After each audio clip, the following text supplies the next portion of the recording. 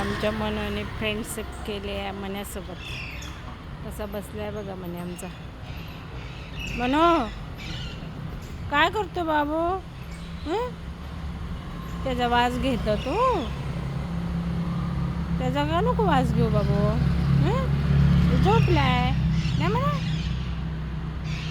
झोपलाय रे. एवढा मनोला तो हे करायचा ना, दिसला की ओरडायचा. पण आता एकदम दोघं मस्त बसतात ना म्हणा. तुझा फ्रेंड आहे ना म्हणा. दुसरा एक होता इथे, तो गेला कुठेतरी पिशव्यांवरती बसलेला. आणि हे दोघं जण आता इथे बसलेत.